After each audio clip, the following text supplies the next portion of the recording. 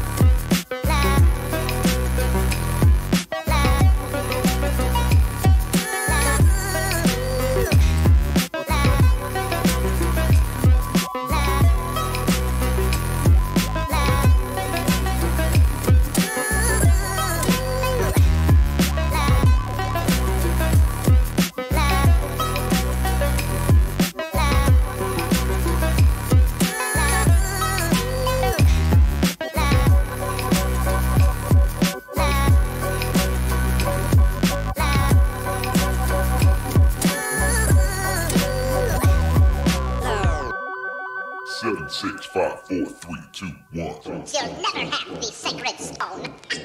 Oh, this you crazy mother.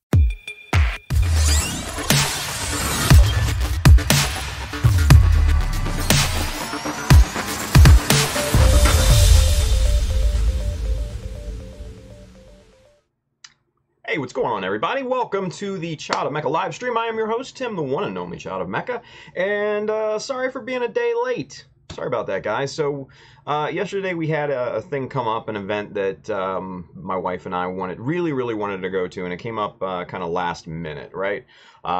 So we pushed back the stream one day, so hopefully you guys don't mind. It was kind of one of those really, really needed to go type of things. So here we are. Welcome. We are back. So it's going to be a stream tonight and a stream tomorrow night. So 2 nights in a row for you guys. So that should be cool. Now, before we get started, we're going to continue scratch building and things like that. We're going to take a look at a book as always. But let's take care of a few things first. Obviously, you guys are... Look at that. Look at that. That's a nice hat. I don't know about you guys, but that is a nice hat, right? So this, guys, is the new Gundam skull hat that I just got in the mail the other day. And this is right now. This is available on the Child of Mecha store. So, as well as the Grim Reaper shirt. So, go check that out. www.childofmecha.com. Hit the store link up at the top. You will be transported to shirts, hats, bags, all sorts of cool stuff. So, go check that out. Really good stuff on there. Next point of business is, as always, bang, win this model. The Perfect Grade Astray Red Frame. You can win that model if you are the one lucky donor in our Gunpla Talk fundraiser / giveaway. One lucky donor will win that very model sent to them from me. And 6 more will be winning the little mini bust from my good friend Win, Mr. Paint Pusher over there on Facebook. And then also, too, we just got confirmation from our good friends on Facebook, Thurno LaDragon. Damn, I hope I'm saying that right. I'm terrible with names. So Thurno confirmed that he has sent some really cool kits our way. So those should be coming in the very next few days. And then also Ace Schultz on YouTube, Berconateer on Facebook, is also going to be sending those here a little bit later this month, about week and a half or so. So those are going to be coming as well. So lots of kits, lots of goodies to win. So if you have not donated, now is definitely the time to do so. No minimum, of course, no maximum. We're raising money for the National Alopecia Areata Foundation, which is a very awesome charity. So definitely go and give all that you can. And if you can't, if you're not in that position, we completely understand. At least give us a share. Share the donation. GoFundMe.com/GumplaTalk. It's open to everybody around the world, no matter where you are. Singapore, there's some hurdles, so give us a shout, contact us, and we'll be able to help you out. But aside from that, man, it's going to a good cause. You can win some cool stuff. There's a ton of stuff coming in. So your chances of winning something actually has gone up significantly. So definitely please donate if you are able to do so. And lastly, so the tools and stuff like that we're going to be talking about and using tonight, some of the materials and all that can be found on the Amazon link just below in the description or on this side on Facebook. Hit that up. There's going to be tools. There's going to be books to gain inspiration from. There's also the live streaming gear that I use here to make this stream possible, and also the Gunpla Talk stream as well. So go check that out if you're in the market. If you want to take a look at some cool tools and books and gear and stuff like that, definitely hit that link up. But without any further ado, let's take a look at this book that we have here for you tonight. We took a look at Nomoken 1 last week, I want to say. So this is Nomoken 3. There is a Nomoken 2, but I don't have it. And it doesn't really look interesting to me, so I'm probably never going to buy it. But Nomoken 3 obviously is Gunpla related. Okay, so just like Nomoken 1, this is almost sort of like a catalog of tools, materials, things of that nature to use with modeling, and then also some really cool modeling techniques thrown in for flavor. So let's thumb through this real quick before we get started, and let's take a look at this guy. Let's see, wow, just all the kits. All the kits. And just like Nomoken 1, you kind of get a breakdown of the normal tools and stuff like that you normally use in Gunpla modeling. All sorts of different stuff here. And this one is actually a little more condensed in terms of the list of things as compared to Nomoken 1. Those were kind of spread out and comprised the bulk of the book. This one is a little more truncated in that effect, and this one kind of has a lot more tips on how to do things.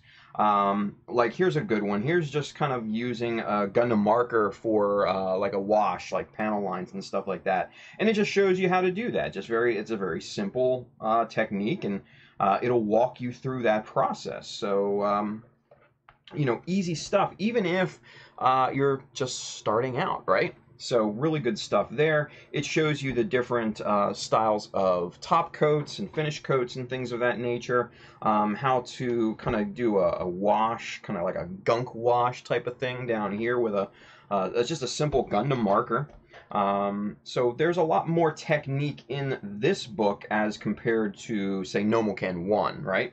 And then you have some, just some simple chipping and weathering techniques and things of that nature on this page. And this page you kind of get into more kind of like powders and pigments and things of that nature to really gunk up that model.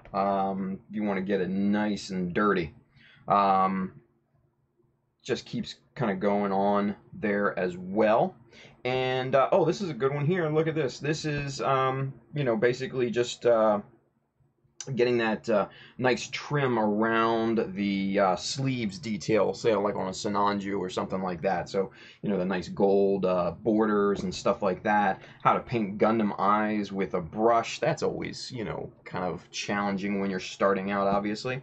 And then also that stupid little V-fin, on the crotch, and then here, this is timely. This is the Jagan shoulder. Obviously, when this book came out, it was just the high grade, but with the master grade, that could also come into play. I don't know yet. I'm getting my Jagan tomorrow, so thanks, Ace Schultz. Picked it up from Ace, and yeah, so it's coming tomorrow, and I can't wait. Should be fun. Jagan's always kind of been my weak point, I guess. I've always loved that kit. I had the old, like, pre-HGUC, the Charge Counterattack 144, and I loved that kit, even though it was crap, but, man, there's something cool about a Jagan. Anyway, so you kind of get into some more, kind of washes and streaking, and this is basically like filters and stuff like that for the little Zagak here. So interesting stuff, and it just kind of keeps going and going and going. And then obviously some nice weathering on the feet and all that on the Zagak as well. So there are, as you can see, a ton more techniques in this particular book as opposed to tools and stuff like that.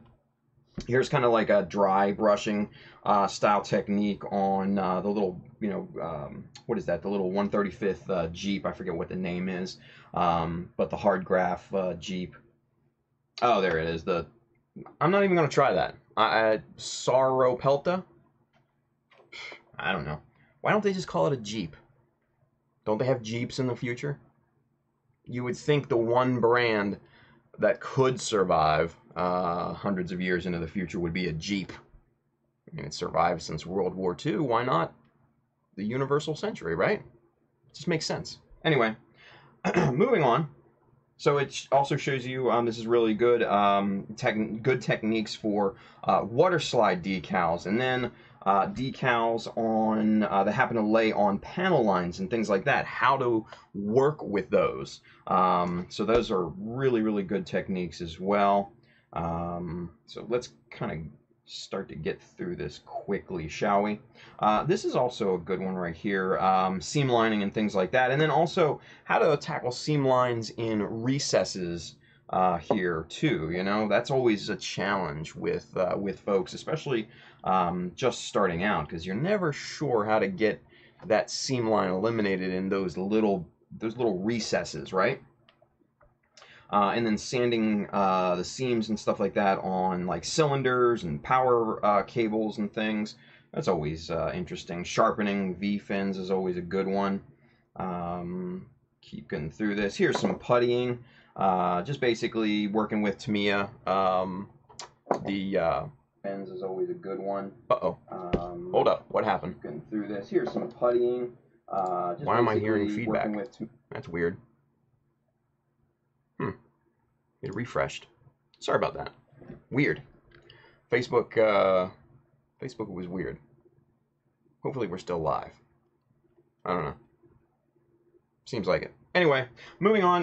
So backfilling, you know, the backside of a like a front skirt and some other hollowed out style things here, and so really good information, really good techniques in that. Splitting up like your, you know, your single kind of front skirt. You know, it's on a single hinge there, like on high grades and stuff like that. Shows you how to split those up to make them independent of each other. So just a ton of techniques and things like that. You know, simple panel lining and all sorts of stuff. Here's just, you know, simple details that we do, that we've done here on the stream for especially the Jesta. Like, you know, you got your little latch style, you know, pieces of plastic sheet and things like that. So it's good stuff all the way around. And, you know, shows you different parts, how to use different parts, come up with different strategies and creative means to use things. And overall, it's a really, really handy book. I think this book is probably a little bit better than, say, the first one. I think this one's probably a little bit more focused in terms of what we're, you know, modeling and everything. And it, like I said, it shows a lot more technique than just tools and materials and things. So this is, you know, quite a handy book. This is interesting right here. So basically just reshaping some different proportions on this using putty, using plastic sheet, you know, widening the shield. You can see it on this page here, how they widen the shield with some plastic, and just some, you know, really solid techniques to use, you know, on perhaps your next project. So really good stuff, this book. Very interesting. Gallus J here, how they modified that. That's really interesting. And also, so this is cool. So they really kind of get into the customization on this Gallus J, different proportions and things like that. But this right here, which is really, really interesting, because what they're doing is they're molding a custom-made little thruster vent. And I know it's hard to see on the stream here, but you know, they made this. They made a little mold here as well, and then they used that thermoplastic. They melted it down, smushed it in there, and they made a mold out of that. And then they used kind of polyester putty to make that you know, duplicate copy, right? And then they took a like a vacuum form of that original piece, and they basically backfilled the shoulder with epoxy putty, shoved that vacuum form section down in there so it would have enough room to accept that brand new booster vent, and basically they glued those down in there. So really ingenious techniques, you know, to incorporate into a project. So really, really good stuff there.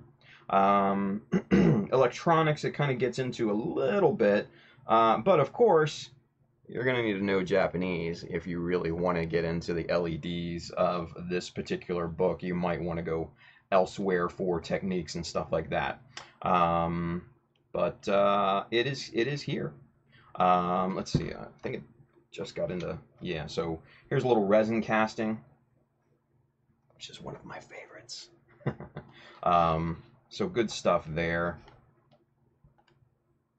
So, yeah, this is a really good book, you guys. You can get this places like, like Hobby Search, HLJ, Ami, Mandarake, you know, places like that. Bonsai Hobby, maybe. I don't know. Wherever they have it in stock, right? That's basically going to be the toughest thing. So, anyway, Nomoken 3. Go pick it up. Go pick it up. It's a good book. It's a good book.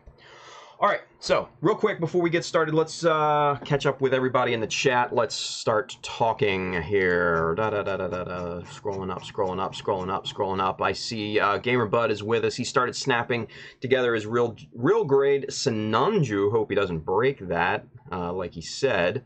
Bailey says, worked out for me. I was super sick in bed last night. Damn, I hope you're feeling better, man.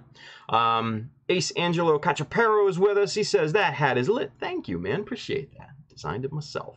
Let's see. Forgotten Strings. Wife is always the priority. Yeah, it was kind of a mutual thing, the event that we went to last night. So I think we both wanted to go.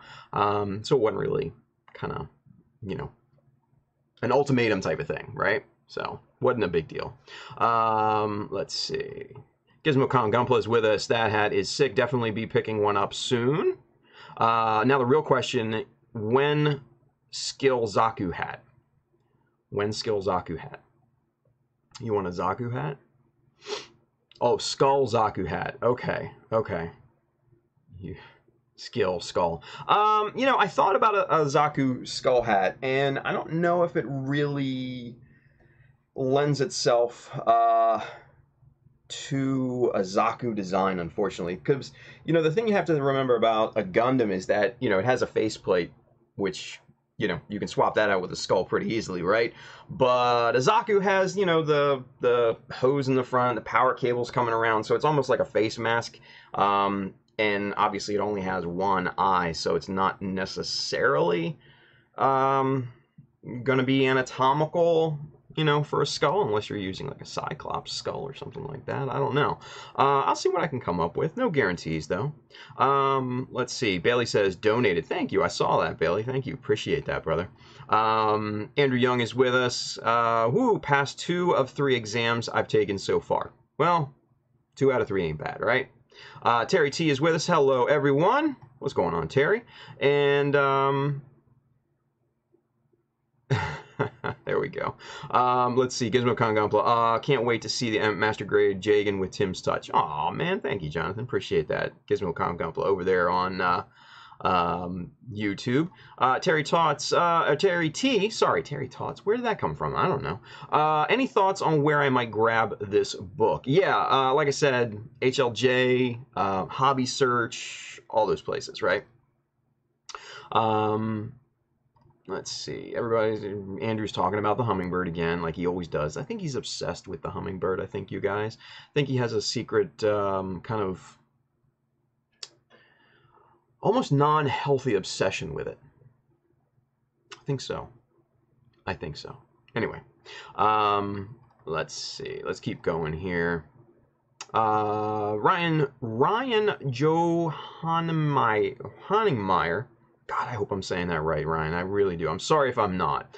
Well, he has been working on this kit for about 4+ months, so it would take him a while for the Jagan. Yeah, well, you know, all kits take me a while, man. You know, that's just my thing, right? Andrew Young, out of box, my GPA. You lost me. I don't know. Let's see. Andrew Young, Tim is a jerk. Only to you, man. Only to you. Freddie Torres is with us. Tim hears you. Tim don't care. That's true. I don't care. I really don't. Let's keep going. Edwin RSA, considering getting this one. You should. It's a good book. It's a good book. Yeah. Let's see. Soravon Zero is over there on Twitch holding it down for us, modding it up. He says, I need to get resin casting stuff. Would make a few things easier. Yeah, dude. Resin casting is both really rewarding, but also super tricky, annoying, complex, and all that as well. So it is more of an art than a science. It's just, man, you gotta, the more you work with it, the more experience you gain at it, in it, the better you get at it. Trust me. So I've been resin casting for, God, years at this point. So I'm pretty decent at it, I would say, at least, you know, small scale stuff that I make. You know, obviously I have no need for, you know, big, you know, like, what are they? The mold, jackets and sleeves and everything, like the fiberglass things and all that. You know, that's cosplay and prop stuff. You don't need any of that small scale like what we do. So, you know, my stuff is kind of a bit limited in scope, but hey, it is what it is. Let's see here. Machu is with us, working on Kondo-style Sazabi based on the old Master Grade with HGUC head. That sounds interesting. A Kondo-style Sazabi. That's not something that you hear every day now. Kondo used to be a lot bigger back in the day, but man, that's not something that you hear about. So, respect, Machu. That, you have my attention. Definitely, man. That's cool. Let's see. Ryan, Ryan, he says, nah, good job. You got it on the first try. Oh, cool. Hey, you know, even a blind squirrel finds a nut every now and then, I'd say, you know. Julius Dempsey's with us also as well. Hobby Search has the No One Can 3 book for 1905 yen or $16.76 USD. Really? Oh yeah, that is that cheap. I thought it was more expensive, but damn, that's a steal for it, you guys. That's a steal. So, good things. Alex DeJesus is over there on Facebook, as well as Burkana Tier, and everybody's looking pretty good. And he's, Alex DeJesus says, "Hi, what book is that, please?" Pretty cool. Nomoken 3. That is the book. That is the book. Billy says, "I have an old B Club Zeta manga with Kondo as the designer." Ooh, nice. Lots of markings. Yeah, I bet. And his weird kind of odd aesthetic, you know, like elongated skirts and weird things like that. It's definitely a unique style. Let's put it that way, right? Just real quick, guys, hang tight 1 second. I need to do something because this is bugging the hell out of me.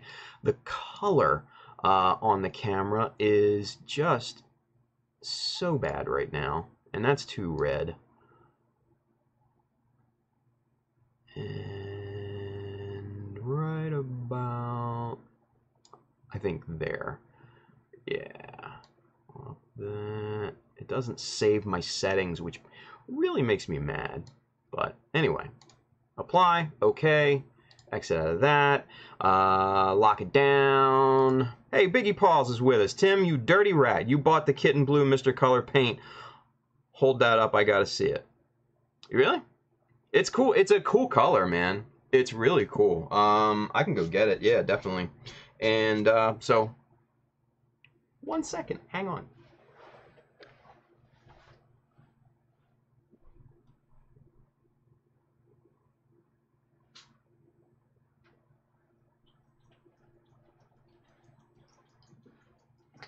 All right, so what Biggie Pauls is talking about is the Mr. Color 40th anniversary colors, Kitten Blue Pearl. It's number 4. Let's see. Rashinga Walit. Rashinga's with us. He says, too warm, Tim. Yeah, you know, it looks a little bit warm. I agree. Now that I look at it a little bit more on the bigger screen, so let's tone it down just a hair, shall we? And bringing it down about 200K. There we go. We're good. Awesome. Hopefully that looks a little bit better. It's a little magenta-ish. I'm not gonna mess with it anymore, but that's okay. we'll keep rolling, right?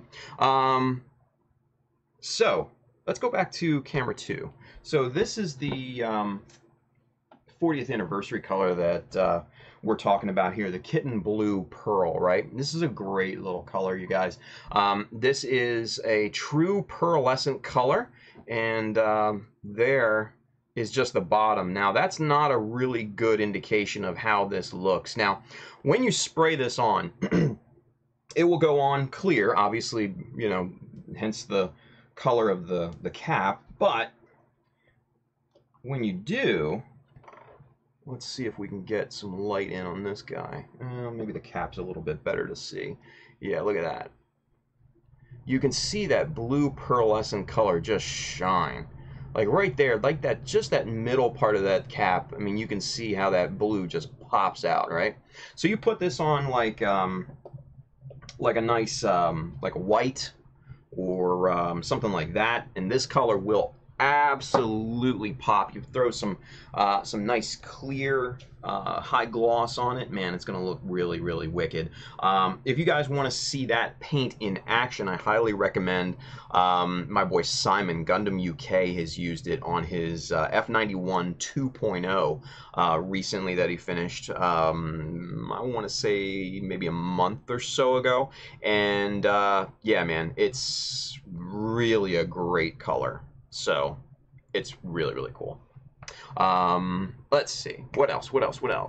Ace Schultz. Hey guys, got the tubes to work. Anyway, I have a month-long Black Friday sale over on Facebook. Hit me up. It's good. Also, awesome job, Tim. Thank you, B. Appreciate that. Ace Schultz definitely is running a sale over on It's a Gundam sales on Facebook. That's where I got my Master Grade Jagan that's coming in tomorrow. I'm super excited about that, so that should be a lot of fun. So yeah, go check him out. He's got a lot of cool stuff here. So go get some good stuff from our boy, right? Biggie Paul says, Tim, thanks for the love on the Gundam Kitchen Indiegogo. 2 days left. Keep it coming. Yes, guys, go and donate to an awesome shop, the Gundam Kitchen, on Facebook and Instagram and on YouTube. They're doing an Indiegogo, trying to raise money for the new store. Definitely go and donate money to a really, really awesome hobby store that's building a community, actually. So really, really good place to go. All right, so yeah, Biggie Paul's Gundam Muck, yeah, Gundam UK. So all right, let's get into the work, because we didn't do a lot of work last time. We did very, very little. We showed some websites, we talked, kind of gave you ideas. Let's put them into practice now, okay?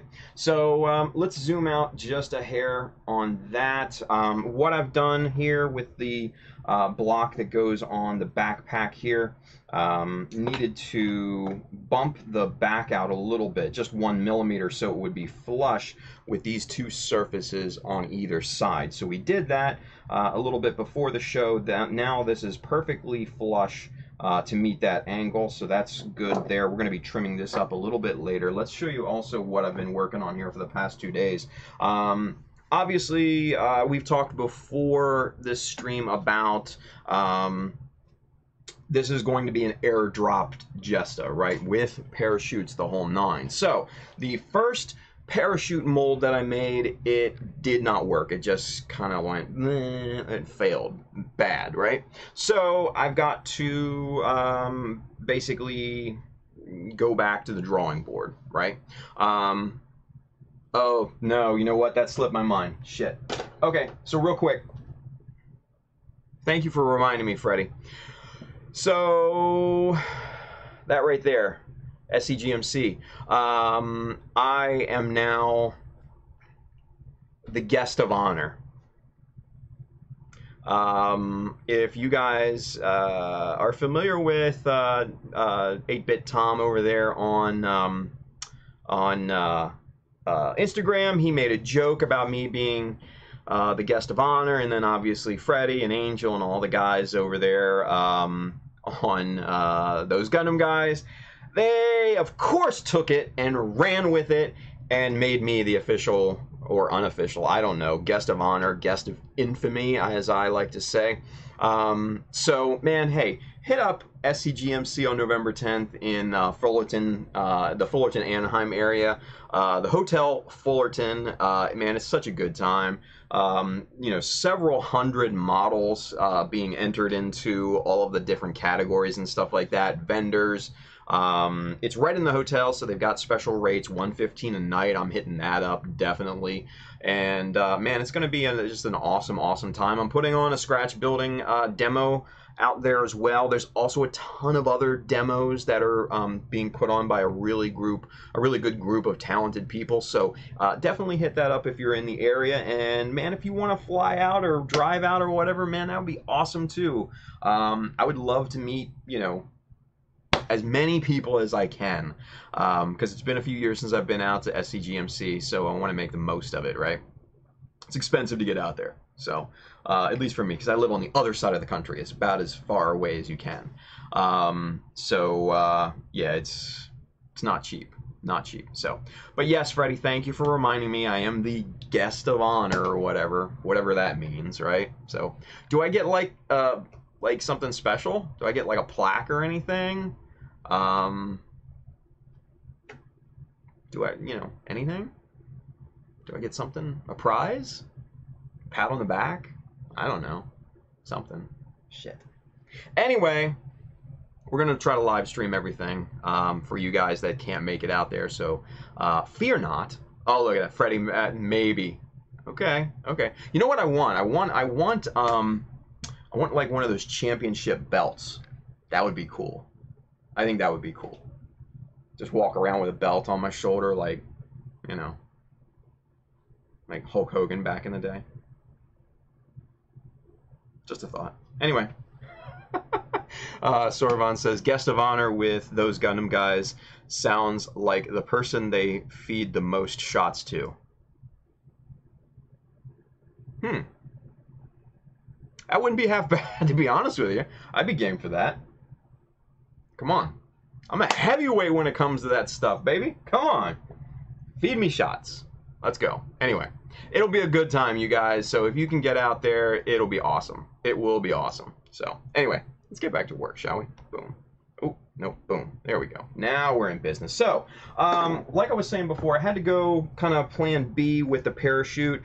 Instead of molding it, now what I'm going to be doing is vacuum forming it. So I had to remake the base for all the different fins and everything to sit on. So this is the work in progress here.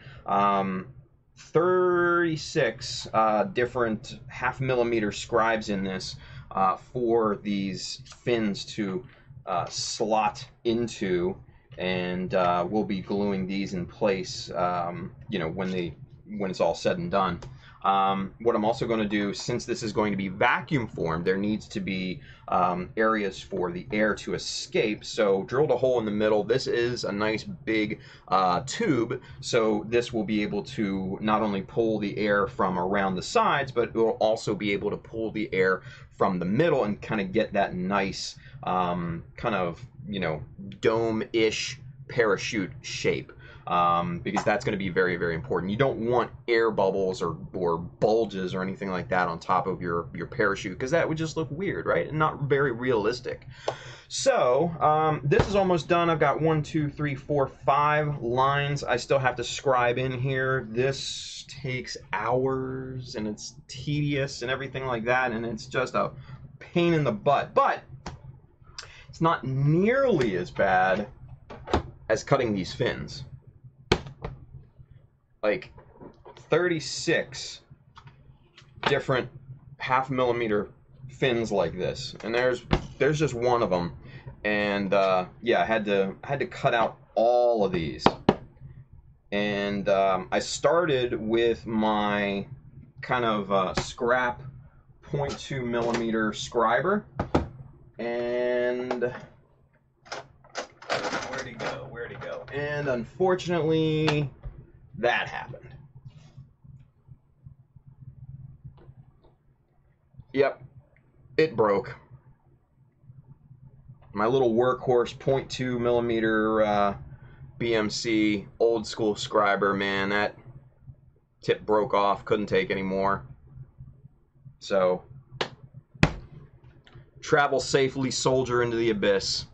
It's all good though. I have actually another one. This was this is kind of like my backup. That's kind of like my junk scriber. Same thing with this 0.5 millimeter, hence the stripe on the handle here. I actually have another 0.5 millimeter that is the good one, so to speak. So I bought, you know, when I bought these two, I didn't really know what I was doing in scribing, so I abused these things. So these became relegated to kind of junk scribing, if you will. So nothing like really detailed, or, you know, I didn't have to necessarily be careful with them. Let's put it that way. I'm not really heartbroken over it. Just kind of pisses me off a little bit, but it is what it is, right? Let's see, Mike Tebow over there on Facebook. I hope I'm saying that right, Mike. You know, if I'm not, I apologize. He said you said you were on the opposite side of Anaheim. Where are you from? Actually, I'm way on the other side. I'm from Maryland, the other side of the country. So, yeah, it's majorly expensive to get out there, at least to go from Baltimore to Orange County. So yeah, so that's where I'm from, Maryland, East Coast. So anyway, so yeah, so 36 different fins here. This took God, I don't even know how many hours. I watched a few like 2 or 3 movies by the time I finished this, if that tells you anything. So roughly 5 or 6 hours to cut all of these out. Meticulous, and, you know, cut the styrene into strips and then into blocks, and then to copy the shape and all that. Yeah, pain in the butt, but it's done. We can slot those in once those panel lines are done up. So we're in good shape, right? We're in good shape. That form will start to take shape very, very soon. Hopefully, I want to have it kind of on its way to getting vacuum formed by this weekend. That's the plan anyway. So we'll see how it works out. I don't know what's going to happen, right? So, all right, let's go back to the backpack here, right? We need all 3 of these little components here.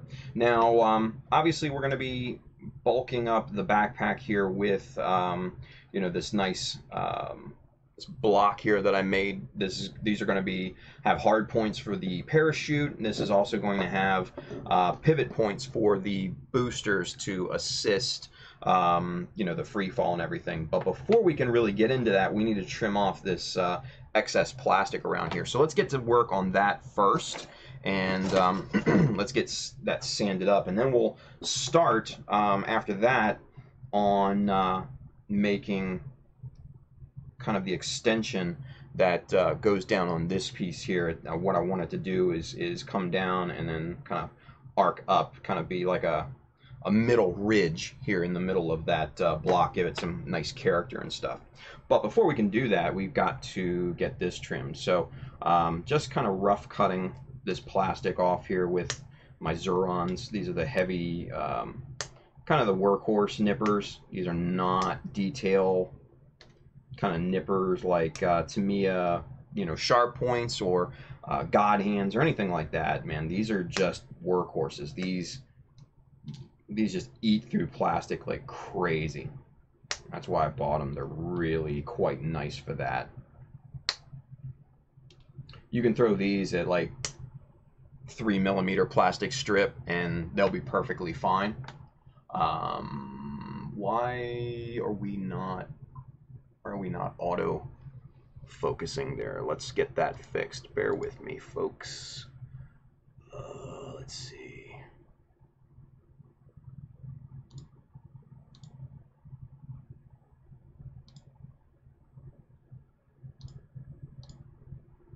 Yeah, I don't know. Anyway, I'm not gonna really worry about that too much right now. We can manually do it. Not a big deal. So let's keep cutting this out right quick.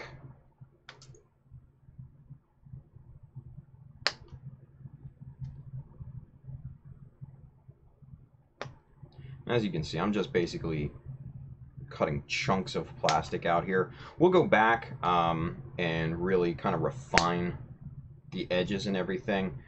Right now, you just want to try to get off as much as you possibly can without taking too much off, because you do want a little bit on there to trim down manually. You don't want to go and try and flush cut this with these nippers. These are not the ones to do it, right? So once that's done, we've got just a little overhang, looks to be like on all sides. Pretty good, really. We're going to take our hobby knife. This is just my little NT cutter. And we're just going to do like we always do, and just let it ride the surface. And that will start to even up the plastic sheet that we laminated on the back of this thing. And you'll probably have to make a few passes with that. It's not going to take off a 1mm sheet of plastic on the first pass. And you really honestly don't want to try to do that either, because you're just going to end up gouging out more than you had wanted, and that's never fun. Then you'll need to go back, fill it, and all that, and that's just a pain, right? Just do it right the first time, and then you'll be good. Alright, so we're going to do that on all four sides here. Now, another thing you can do, aside from using your hobby knife, let's get zoomed out a little bit. If you have something like this, like a bastard file, this is just a straight flat file that you can get at pretty much any hardware store. These are well worth the money. $5, $6, $7 maybe at your local hardware store, and these are great for removing a ton of material. So what you can also do is really kind of just go in here with this and just kind of go to work removing the high points, and you can actually start to finish file with this thing too if you're careful, and if you move it kind of in a random kind of orbital style direction, because if you just do it straight back and forth, it's going to cut grooves in it because of the teeth. But if you move it around in a circle, kind of like that, those teeth will be basically nullified, and you'll get a really nice smooth surface. Now, I'd probably still suggest going back and finish sanding that, but you're going to have to do a lot less work at that point when you do go to finish sand.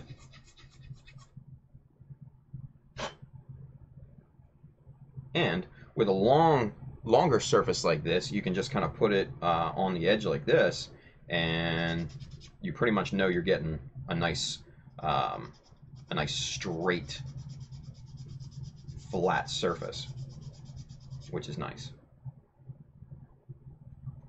Do the fingernail test here, and that's getting really close. So actually I'm going to put that away because I don't want to overdo it. So I'm going to bring out the little sanding block, and we're just going to surface sand that real quick.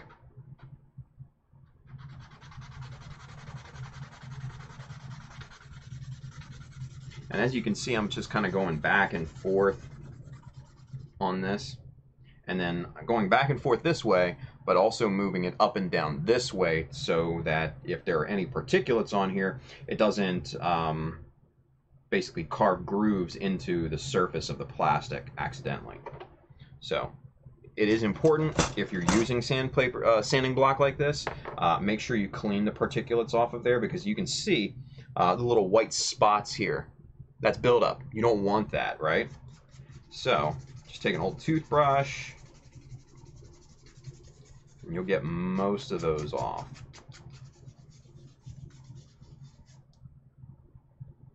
These little stubborn ones, you can either get with your fingernail, or just kind of wipe them off, or just take a hobby knife, lightly scrape that, hardly any pressure, and those will definitely dislodge. And there you go. You have a nice clean sanding block again, right? So we're going to go back to this surface. We're going to get this nice and sanded, evened up. Now, holding it like this, holding it in your hand and not sanding it on the surface like this does require a bit of a different technique, right? So holding the block in your hand, what I like to do is start at kind of like a 45-degree angle like this. And then as I'm sanding this, start to twist the piece while keeping the sanding block in the same orientation.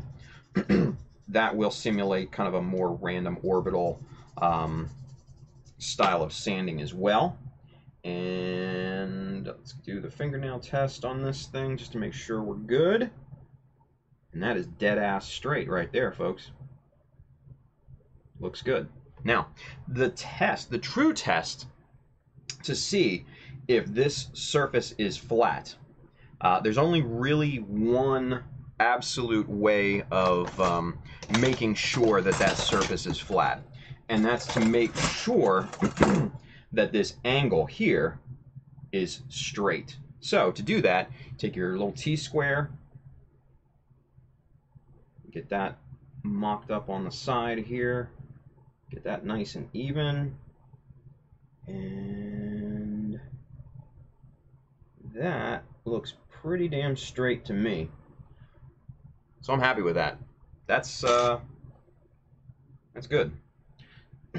So we'll do the same thing here with this side. Just sand this edge here that we carved in with the hobby knife first.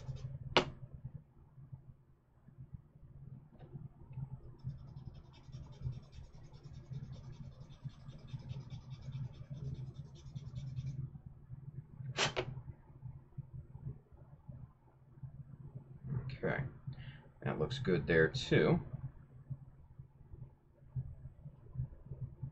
All right, let's get this other side done here, and then once we have this cleaned up, I'll come back to the chat, catch up with you guys real quick, because I know a couple people came in that I want to say hi to. The Dwidget, I know I saw him come in, Thurno, and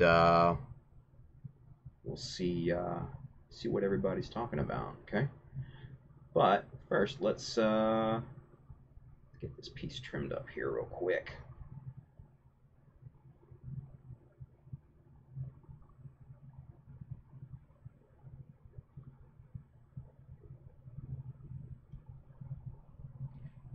Let's see.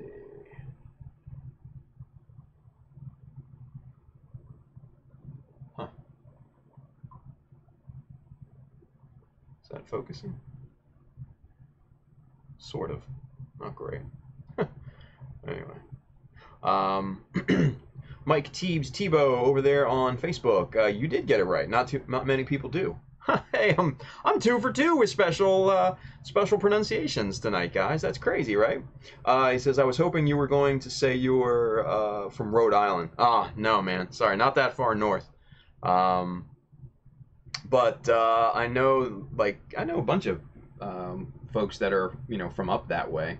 But unfortunately, I'm not one of them. Sorry about that.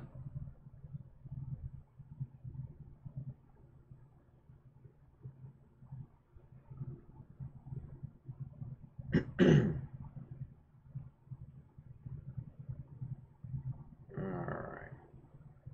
Now, one thing that I should probably mention, so since this is a large surface that you're essentially laminating to, you're not I wouldn't necessarily call it gluing. That is what it is, technically.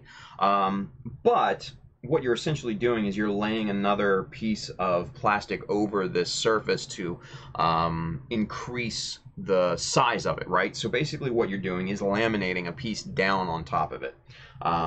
So to do that, I would not, under any circumstances, recommend using Tamiya Extra Thin, because what you're going to find is the Tamiya Extra Thin takes a long time to cure in the middle section of this piece, of a large plate like this, right? What you're also going to find is that it will get soft under here. So if you try to scribe anything like that here, your scriber will probably just kind of sink in and go through, right? Which is bad, not what we're looking for. So if you're not going to be using Tamiya Extra Thin, what do we use? Well, we come back to this.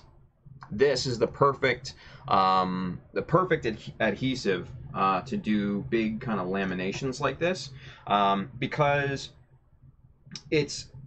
there's so much surface area here. The adhesion will never let go. This will never come off. The more surface area you have for super glue to work with, the better adhesion it's going to have. So for big kind of laminations like that, always use super glue over a solvent-based, type of adhesive. It just works so much better, you guys.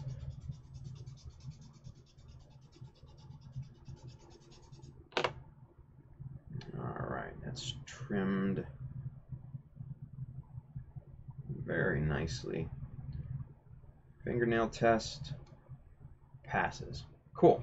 All right, so we still have this bottom one to do, but just to give you kind of a rough look, see now this surface matches up perfectly with this surface and this surface here, right?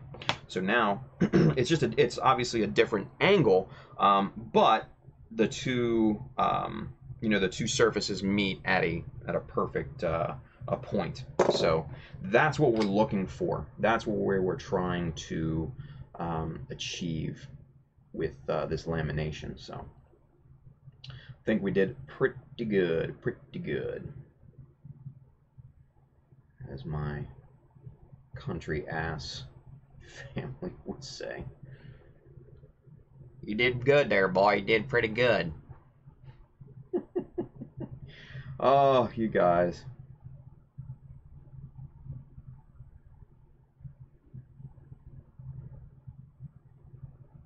Every time I go to a family get-together, it's like a scene out of Deliverance. Most of you are probably too young to have seen that movie. But, yeah. Ding, ding, ding, ding, ding, ding, ding, ding. Look it up if you've not seen it. If you're on the younger side, be prepared to throw up in your mouth a bit. So, just forewarning you. Because trust me, you will not be ready for that scene. You will not.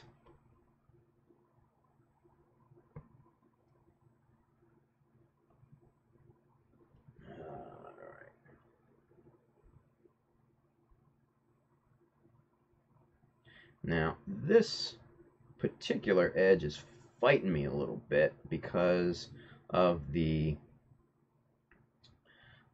glue that squeezed out on this. Still a good amount of overhang on this. So we're going to probably have to come back and hit that with the file if I'm not able to get the second pass.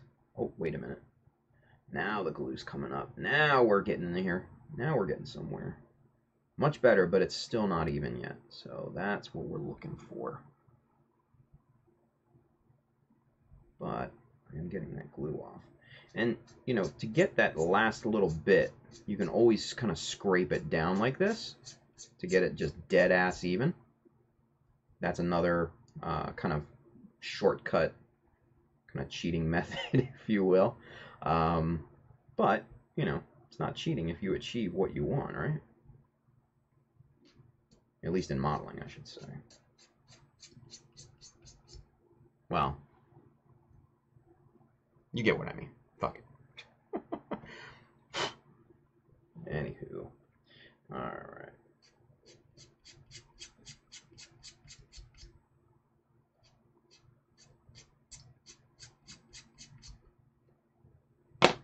Alright. So let's hit this with the sanding block first. Let's see what that gets us. I can see just from the sanding block the surface is uneven meeting that sanding block. So I'm thinking we're probably either going to have to go back with the hobby knife, maybe hit it with the bastard file. Let's see what the sanding block does first, though. Let's gauge that. I can still see the ridge of the glue out, the squeeze out of the glue. So let's hit that with the bastard file real quick.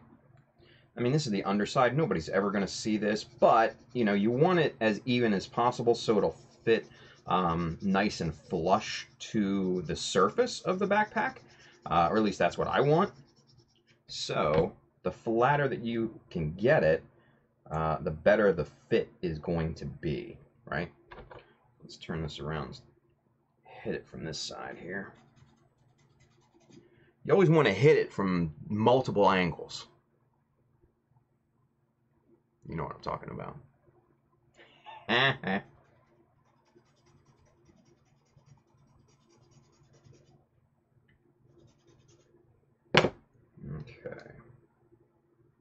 Let's see what that got us. Yeah. Good on both sides. There we go. So now we're locked up. That piece is laminated on. That hits right at that perfect angle right here, and happy with it. Looking good. All right, so let's get caught up in the chat. Like we said we were going to do. Oh boy, oh boy, oh boy. Let's see. Let's start over on Facebook. Tim Nelson is with us over on Facebook. He says, scratch building, my favorite subject. Awesome.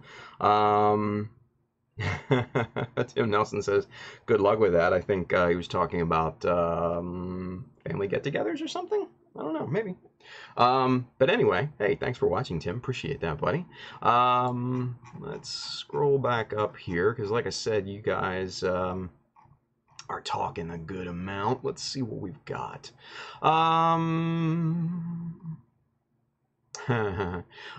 Let's see. Everybody was just like, oh no, ouch, all of that about the chisel. It's not a big deal to me, to be honest with you, because I was kind of like a throwaway chisel. It's so old anyways. Andrew Young, this boy doesn't have chisel discipline. Get out of here, Andrew. Time to get a MadWorks backup.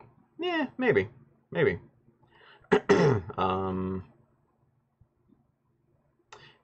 Andrew says, I love MadWorks blades. They don't seem as fragile compared to BMC. Well, you have elephant hands, so take it for what it's worth. Hey, Schultz. All right, guys, I got to close the store. Might be back on, but I doubt it. Have a good stream. Thanks for watching. Ace. Good dude. Let's keep going down. Bailey says the MadWorks are carbon steel, whereas BMC are tungsten. Yes. And the BMCs have, since they are tungsten and these rulers are steel, these will not hold up very well to consistent scribing. You'll get ridges along the edge of these stainless steel rulers, and then you can feel it kind of on the surface. It'll raise that surface up almost like you're scribing a piece of plastic. Most of, especially this one, I can feel that on. So yeah, steel versus tungsten, it's not even a competition at that point. The Dwidget, there he is. He says, hey Tim, what's going on? Thurno, appreciate you. Bailey says, yeah, a titanium nitride finish on some too. Don't really know if they are substantial gain from the various coatings. Oh, you're talking about MadWorks and stuff. Yeah, you know, it is what it is. RF Aurora, where do you get your sanding blocks from, Tim? That is a wonderful question. One I actually get asked quite a lot, which is worth it because these things are wonderful. These are by HobbyMate, a great store in Singapore. I got these when I ordered the Scratch Build Revolution book several years ago. Now, HobbyMate does ship internationally. I don't know if they still have these on their website or not, but you can replicate these for somewhat inexpensive cost, right? So these are acrylic. These are about 1/8 inch acrylic, and if you happen to know someone that might have access to a laser cutter, they could laser cut these out for you with zero issue, right? A bit of double-sided tape, slap on your sanding paper on that, you have the exact same thing as these, right? Now, if you don't, not a lot of us do have access to a laser cutter. You can replicate this with MDF, medium density fiberboard. You get that at like a Home Depot, Lowe's, hardware store, someplace like that. I think they call it fiberboard over in the UK and places outside of the US. But if you get a thin sheet of that, cut that down into little strips like this, and do the same thing.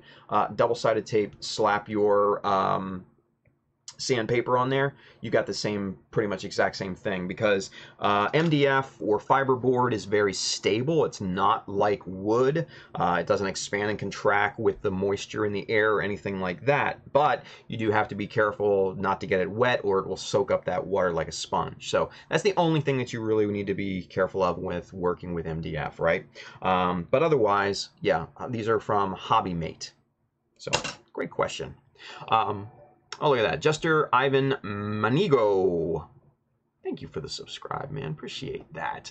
Welcome to the family. Thank you for watching. Appreciate that. And look at that. Bailey says, sanding boxer from HobbyMate with Scratchbuilding Revolution book. Man, see? See? That's why he's a mod, you guys. That's why he's a mod. That's awesome. Thank you, Bailey. But I see, I'm seeing on Dreams Studio K that MadWorks is making a very similar set. Oh, cool. Okay. Keep going. Keep going. Dwidget, did you get the package? Did the package come in? Okay. It has not arrived yet. So not yet. Not yet. So we'll see. Maybe tomorrow. I don't know, but it hasn't come in just yet. But thank you for asking. Appreciate that. Let's see. Let's keep going. Looks like Bailey and Andrew are talking about chisels, all that good stuff. Keep going back. Keep going back. Freddie Torres dueling banjos. Thank you. Someone remembers. Someone remembers. What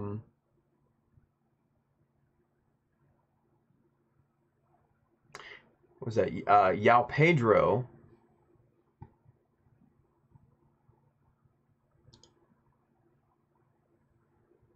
He says, send a hug for my cousin, Thomas Turbando? Definitely. Definitely, man. Hugs, thoughts, whatever. Not sure what's going on with him, but yeah, definitely sending thoughts.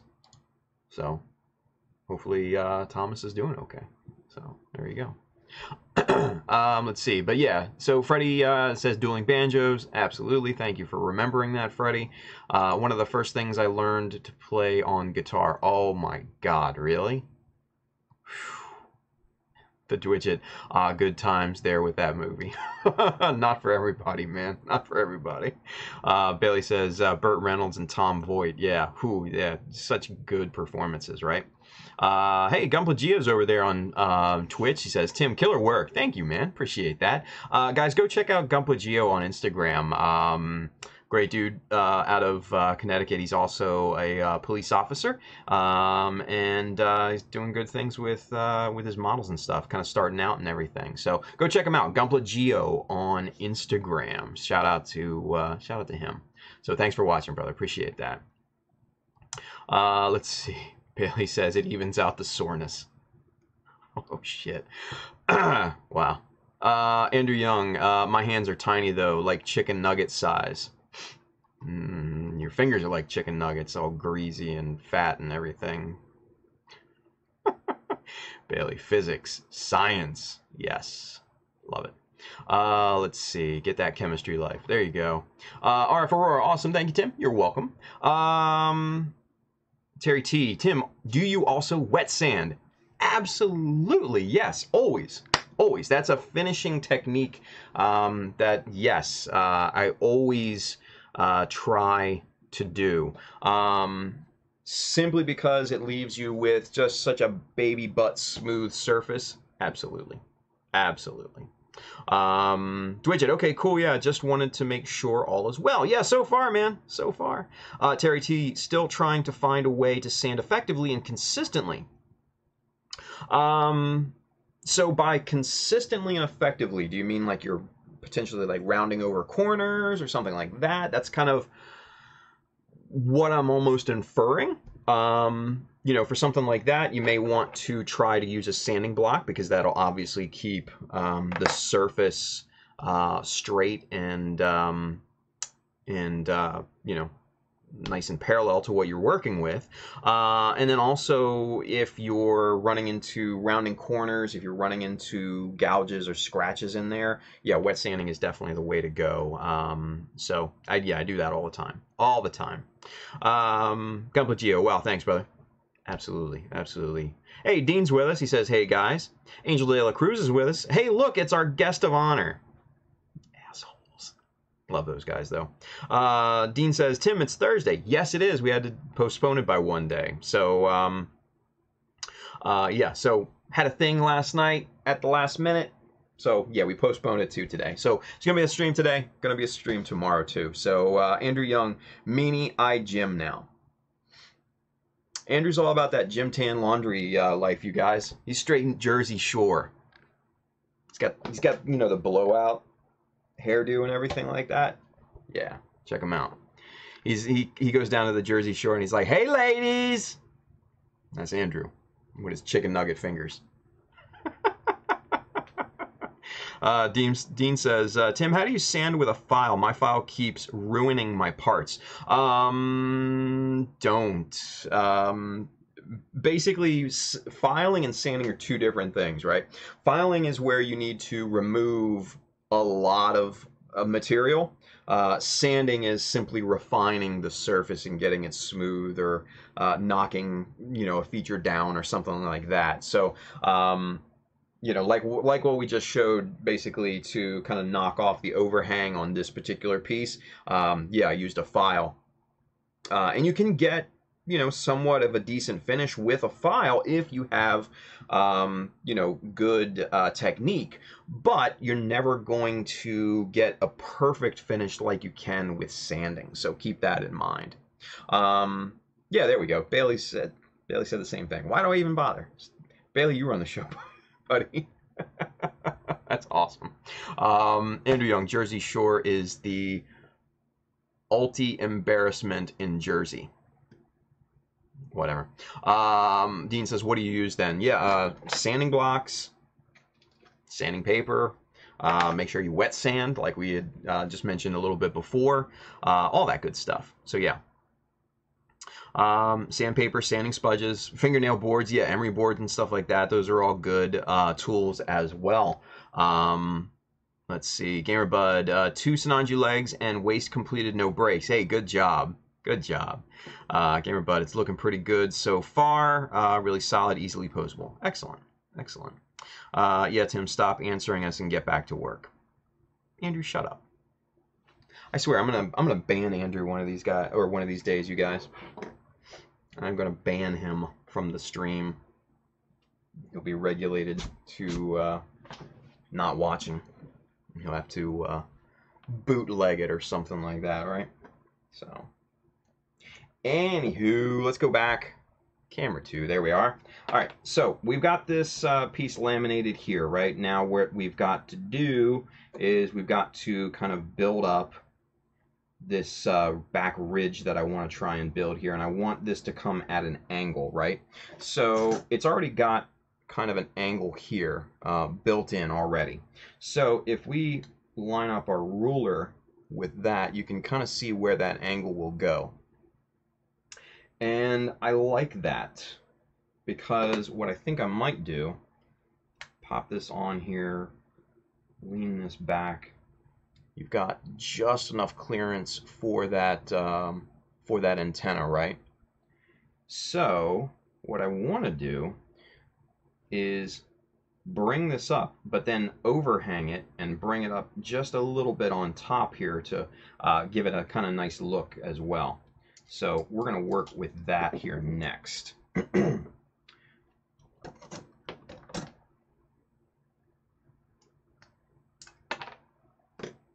This is the one part that always irks me about the Master Grade Jesta, is this head and this kind of flappy back assembly thing here. As soon as you pop in the backpack and try to pull it off, the whole head assembly comes out of the chest. That's one thing that, it's not a deal breaker in any sense of the imagination, but it's super annoying to me. Yeah, I don't like it. But anyway, I digress. So what we need to do here is we need to try and catch let's catch some measurements here. What kind of measurements are we going to do? So I think we're going to bring it up to about there. So that's 15 millimeters that we need to get. And let's see if we can cut this out of a piece of strip. Yeah, that'll be perfect. So basically what we're going to do is we're going to cut this out of 6.2 millimeter strip here. It's just going to be easier that way to do it. And yeah, that'll work out nice. That'll work out quite nice. But before we can do that, we need to catch the measurements here. And that's going to be, what, 13 millimeters. And I think we can form that. Yep. With strip. All right, cool. So what we're going to do, we need to rearrange some things here on the bench, on the back end here. We need to move our, move our myriad of mold fins out of the way. Put those off to the side. Let's get the chopper into play here. Here we are. And L square, we're going to need 13 millimeter strip. So we're going to dial this into 13. Let's see, 13 right there. Okay, make sure this end is square first. Pop that. All right, so there is our base piece for our back ridge here. So that looks pretty good. Let's see what that looks like here.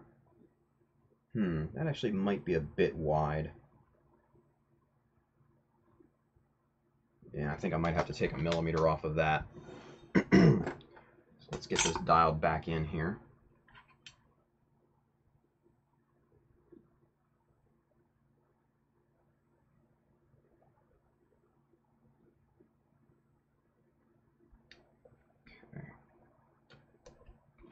And we're going to trim up that piece that we cut before. Careful as not to cut your fingers off. Let's see what that looks like now.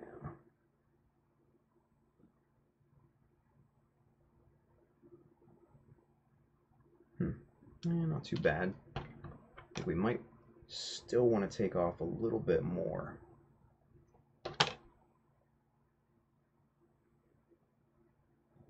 Yeah. I think we definitely want to take off just a hair more.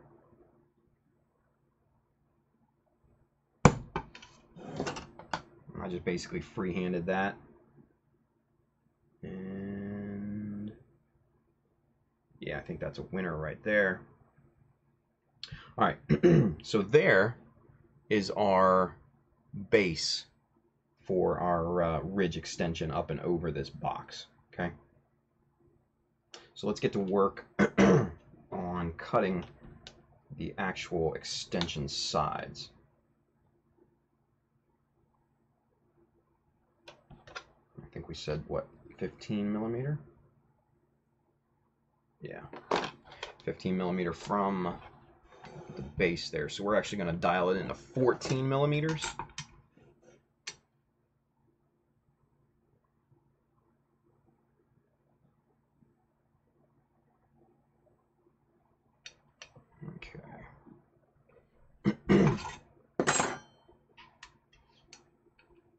we need 2 of these. I'll pop 2 of these strips here. So now, let's see what the height looks like. Yeah, see, that'll come up and over very nicely.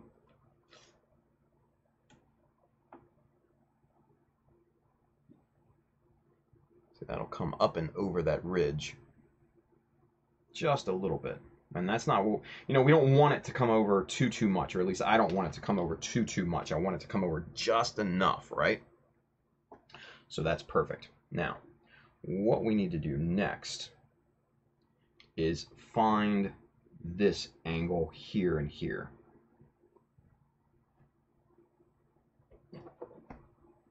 Because this angle here is not 90 degrees. This surface angles down this way, right? So we need to find this angle between these 2 surfaces to make sure that when we slot this in there, it's not, there's no space or anything like that, right? So that's what we need to do. So to do that, first thing we're going to do is we're just going to kind of cut this end here. We're going to basically just kind of freehand this.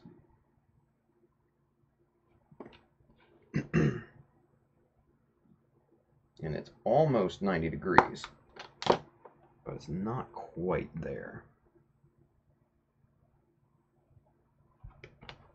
Let's get the eyes on for this one, because I need to make sure 100% that this angle looks good.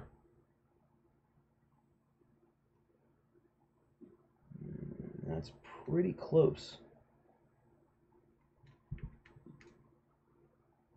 That's pretty close. That might be like a degree or so off.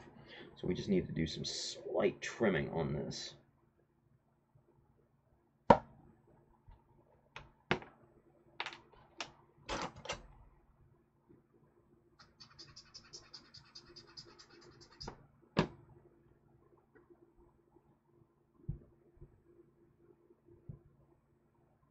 There we go. That's a winner. Cool.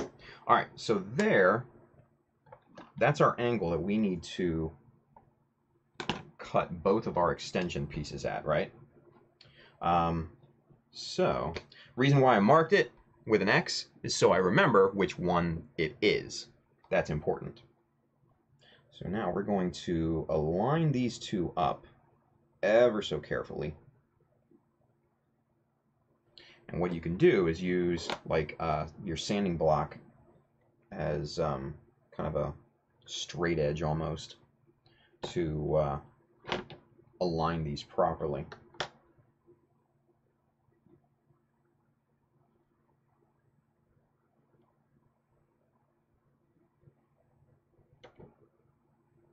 Okay, once you have these 2 aligned properly, you can pull that away. Use your straight chisel blade and then just come down like a guillotine and pop that angle off, and then perfect.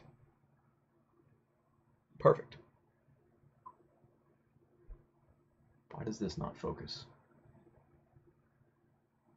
There we go, now we got it. So you can see there's no, let me get this held snug here, because what I'm going to do is I'm going to put magnets under this as well to hold it down very securely.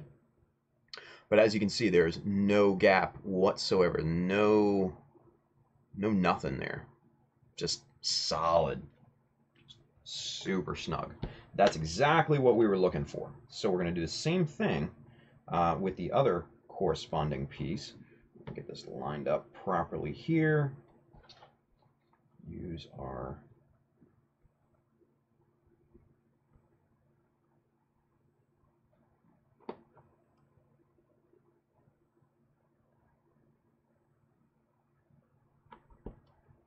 okay. So now we should have 2 fairly identical pieces here.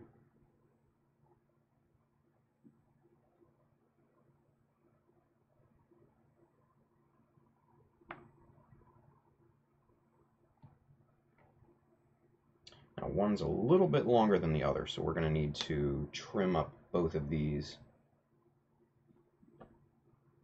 And all we got to do is use our chisel blade again, just like before. Guillotine action. And now, these should be bookended. Yep. Perfect on that side, right? Looks like one piece. You switch the orientation around since it's an angle. Perfect there too. Sweet.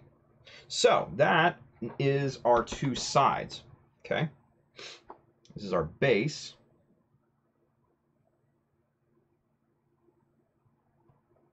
Our two sides will meet up like this. Oh, shit, dropped one. And yeah, so that'll look really good. Now, what we have to do first, though, is we need to do a little bit of work on the base piece here because it's not going to sit flush if we don't sand one of the edges down a little bit. So to do that, just take your sanding block and just kind of hold it at a little bit of an angle and just start sanding away at that edge. And now since this inside edge isn't going to be seen all that much, it's not a huge deal if it's not absolutely perfect, right?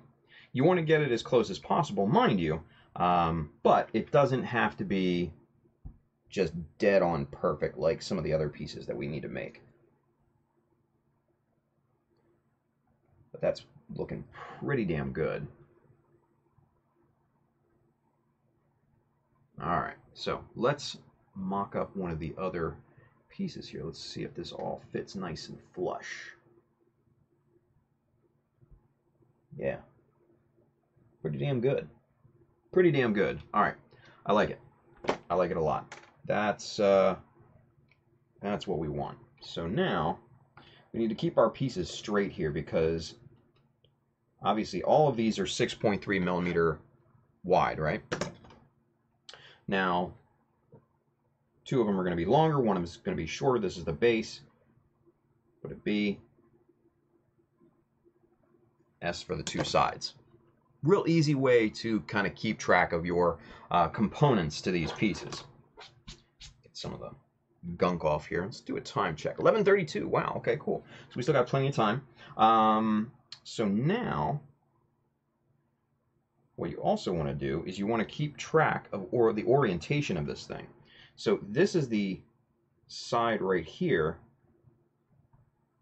that we sanded down, right, to fit into this angle here.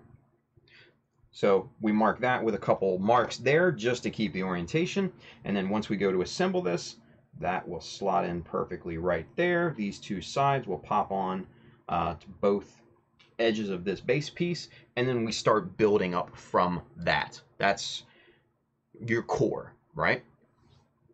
Excuse me. So before we progress any further, we need to protect this surface from any super glue and all that, because what we're going to be doing is we're going to be using this piece here as basically a glue up jig, because this is going to be the angle that we need to glue to. So what we're going to do to protect that, we're just going to put down a piece of Scotch tape, right?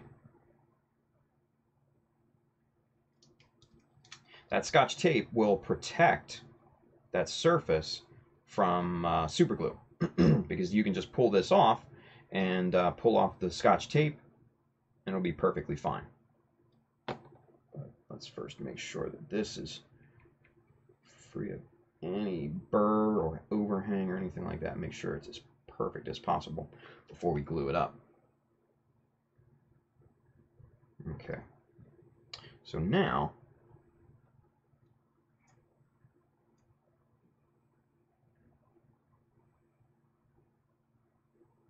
I'm going to put that in there just like that. Tweezers, tweezers, tweezers. There they are.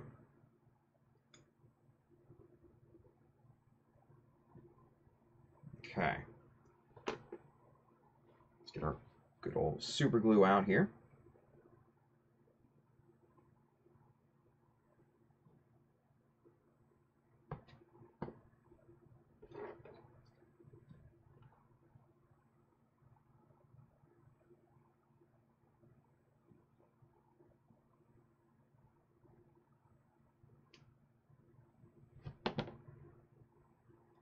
Okay.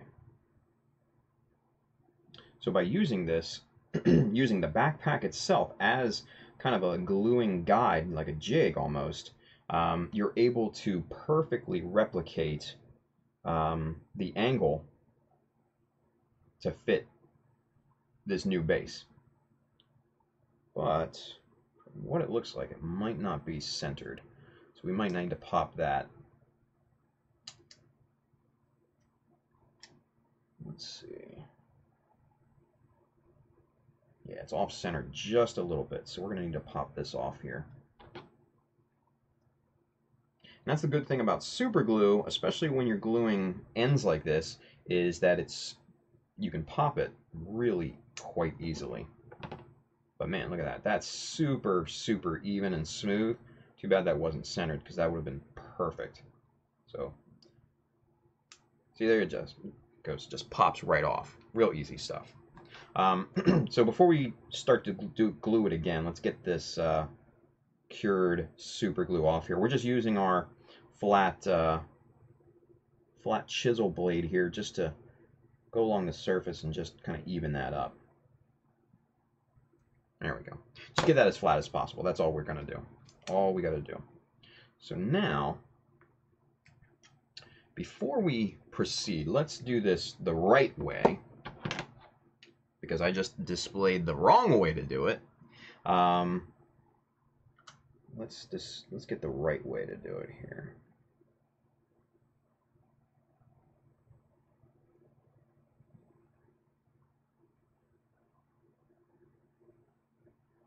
Okay. All right, take two.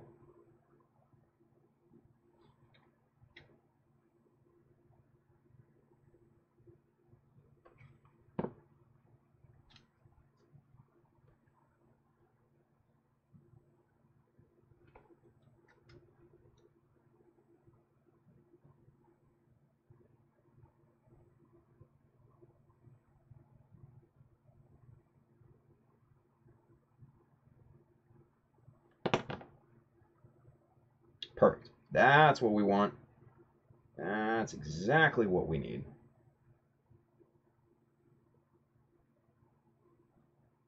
Okay. So now, pull this off.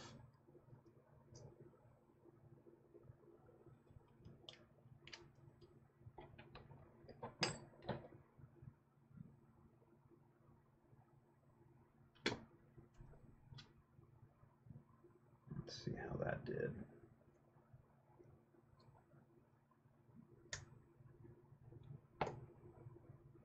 Yeah, nice. Perfectly smooth. Now we put this back in place, and then we'll glue on our two side pieces. Okay? So, let's see.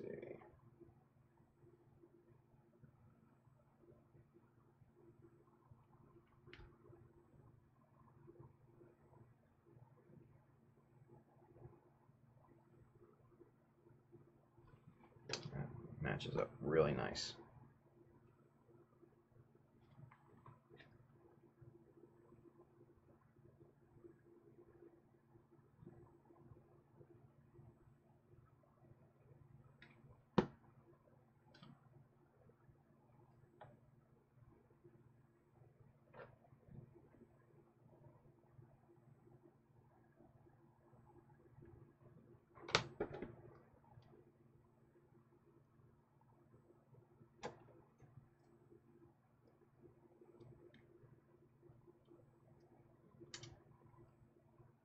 Get some markings on here so we can keep them straight.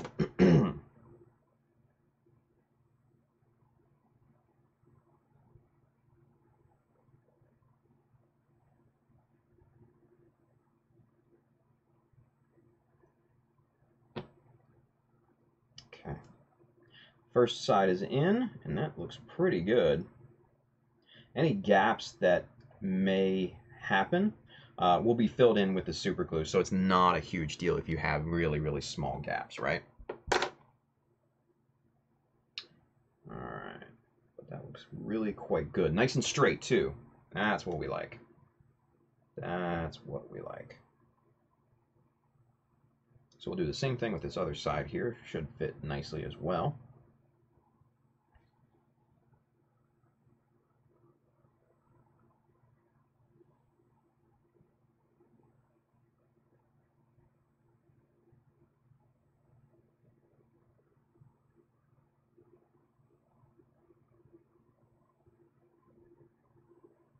Okay.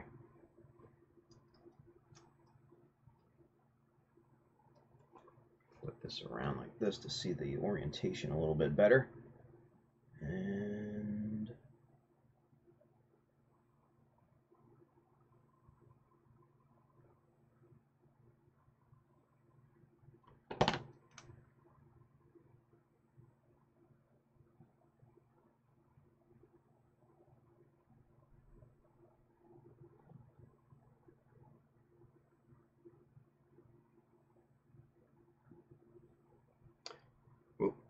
where'd the focus go?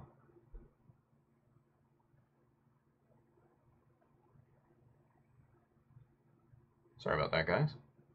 So there, nice and straight, looks good, perfect, right? So we pop that off. We need to let this glue dry. Now, what I like to do before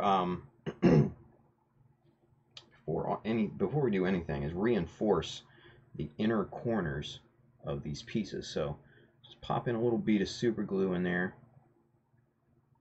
and just let that work to stabilize these pieces. Perfect.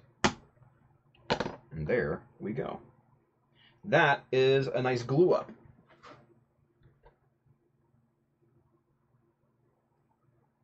So you can kind of see the direction that we're going with this thing, right? So the ridge will come up.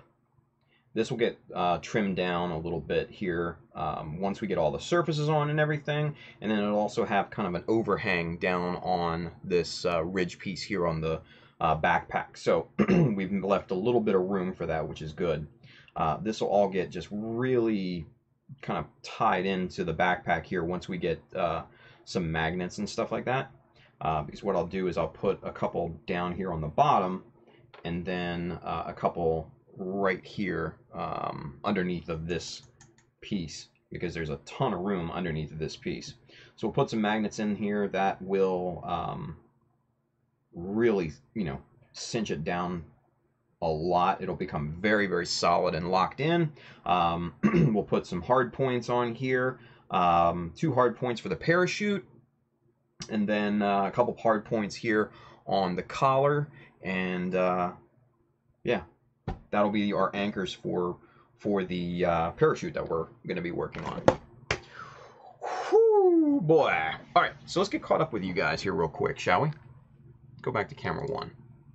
Let's see. Let's scroll back up. Let's see what's what. All right. Let's see.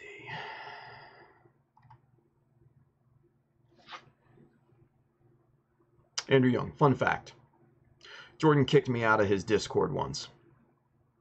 It's not surprising. Not surprising. What is surprising is that he let you back in. Gamer Bud, with breaking every real grade I've built so far, I'm really scared about this kit with everything I've heard about it. Yeah, you just got to be careful, man. Just got to be careful, man. Let's see. Tim, RF Aurora says, Tim, what's your go-to paint to make a light tan or off-white for desert colors? Good question.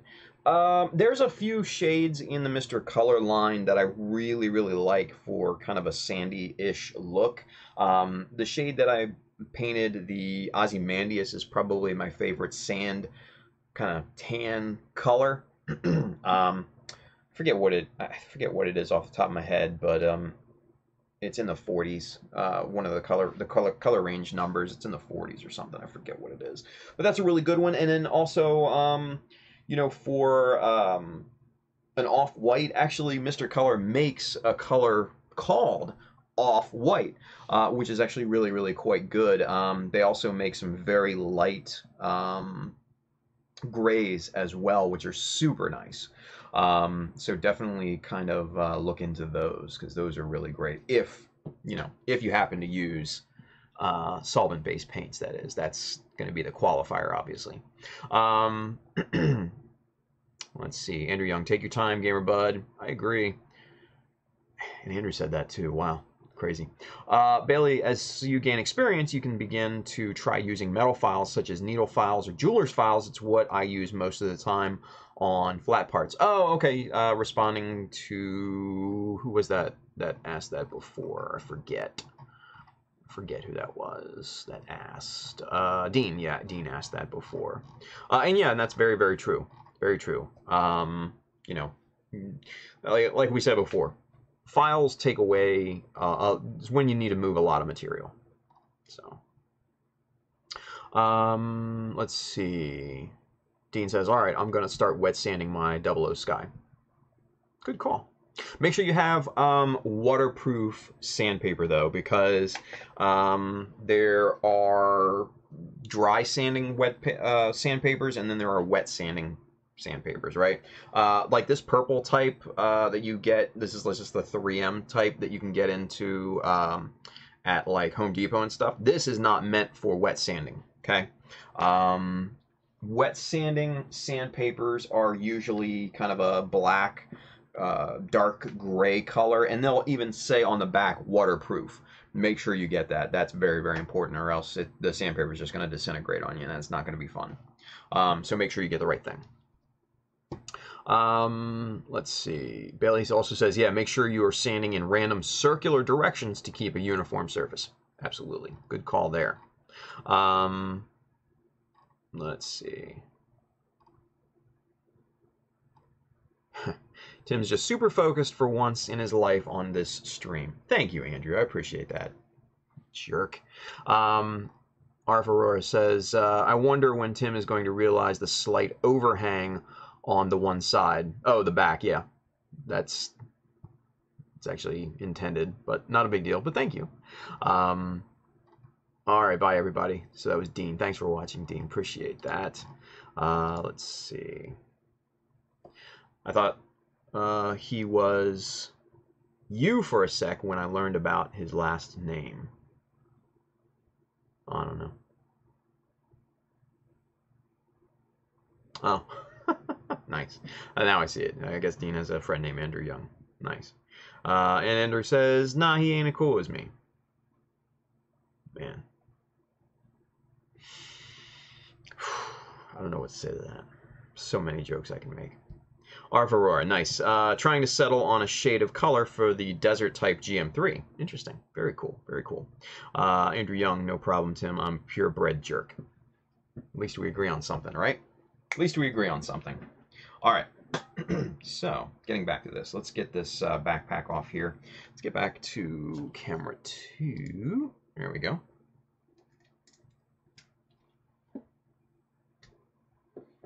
And basically disassemble the entire head. All that good stuff here. Pop the back, flappy back part off. All right. So now, this is all even here. Looks really quite nice. I dig it. So obviously, yes, I think this was what RF Aurora was talking about, this overhang right here, right? Not a problem. That's exactly what I wanted, because what we're going to do is we're going to have an overhang piece come down from that, and that will match up actually quite perfectly. So that's actually intended. So, but thank you. Thank you. That's a good eye too, RF Aurora. It's a good eye. So what we're going to do is we're going to plate this up. We're going to plate over the side and then over the top and then around on the front. Now, what I want to do, though, first is to extend the parts up on this side, right? So to do that, we need a little bit of plastic to do that. So let's see, 3.2 is almost perfect. We're going to have to trim up the side pieces just a little bit to make them fit flush, but that will be quite nice once we get that there. Okay, cool. So let's cut a little bit of this. We'll get these glued in place and then start to wrap up the box that we're making, okay?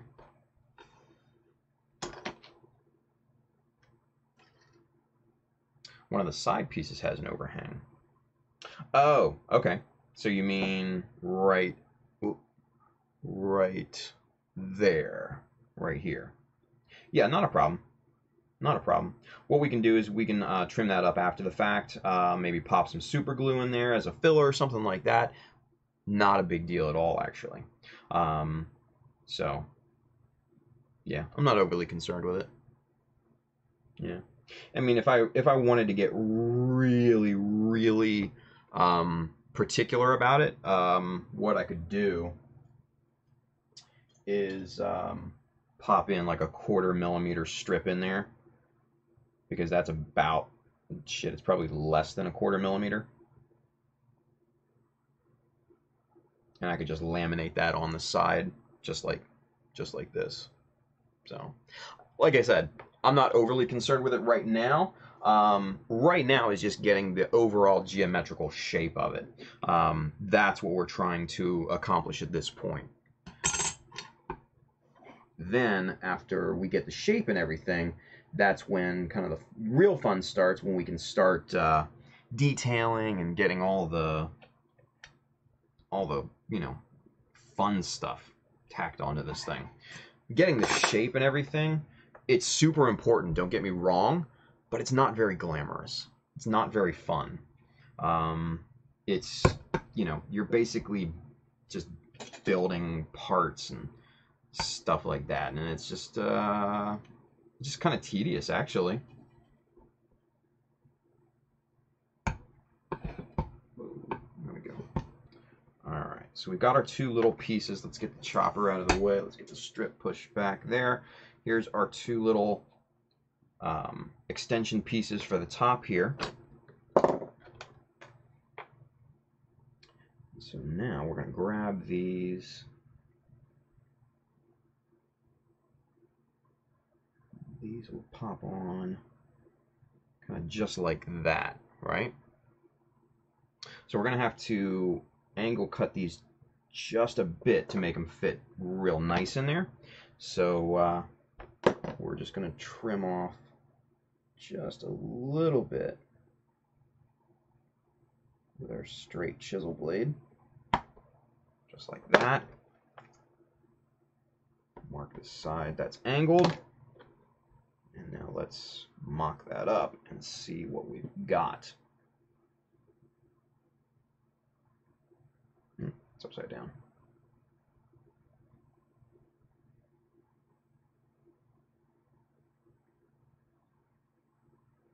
Boom. Like a glove. Look at that. No gap. Real nice. Sweet. That's what we like. That's what we like. All right, so let's glue this into place real quick.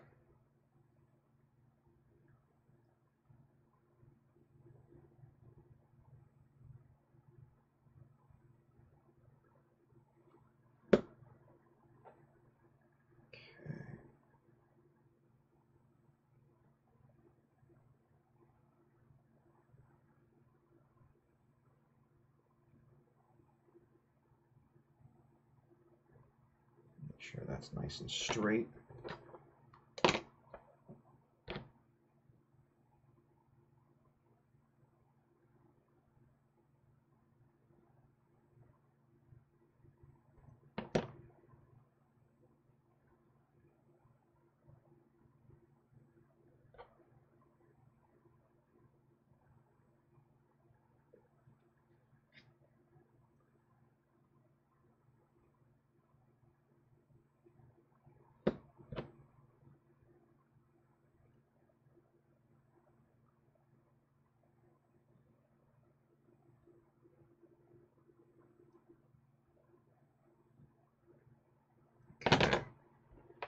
So one thing that you can do to make sure that these are aligned properly, just pull out your calipers like this, right?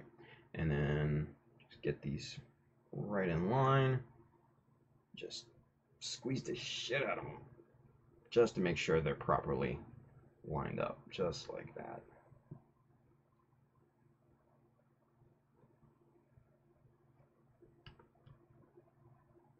And now you can see that that looks pretty good. Might need to do a little bit of sanding, but overall, that's pretty straight. Very good, very good. All right, so we're going to do the same thing to this one. We're just going to notch just a hair off of that.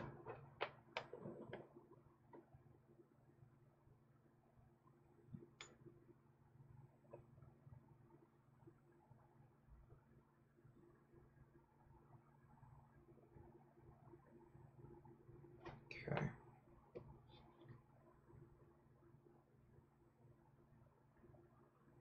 Now, again, we're just trying to get some shapes in on this. It's not going to be perfect the first pass. That's what refinement and all that good stuff is for later on.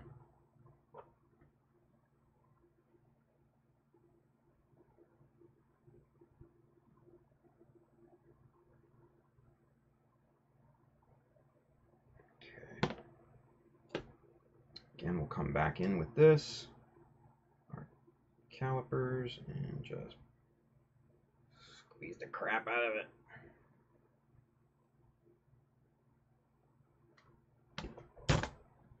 And there, those two pieces are really nice, really straight. Looks like one piece coming up over the top. Really good stuff. That's what I like.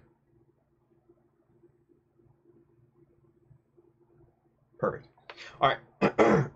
Excuse me.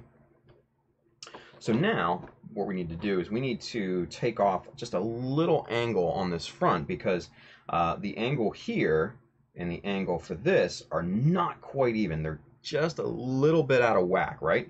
So we just come in here with our sanding block and just very, very carefully just kind of sand this down until both sides are nice and flush with one another.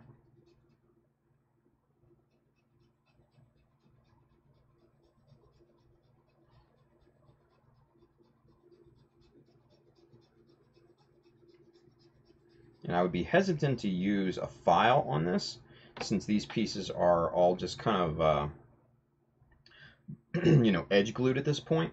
So I wouldn't necessarily reach for a file for this type of operation. That's why I'm using the sanding block for this, because this is a little bit more of a delicate type of thing. This needs a delicate hand.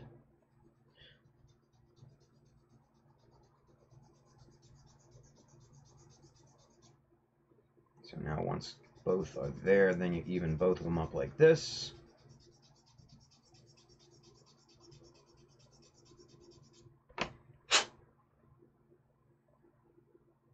Pretty good. All right, so let's get a scrap piece of flat plastic, and then we pop that on here just to see if both are even. And yep, both sides are nice and even. This will also tell us if both sides are the same height as well. I don't know about you guys, but that looks pretty good and straight all the way across. That's not bad. That's not bad. So I think that's looking pretty good. Now, if you really want to get, like I said, particular about it, you can pull out your T-square and really kind of check all the different little angles and everything. Nice there. It's a nice right angle right there. Look at that. Really good. Nice right angle there as well. Just a little bit of that overhang right down there at the bottom. That's not a big deal. That's not a big deal at all. Big thing though is to see if both of these are nice and parallel. Ooh, look at that.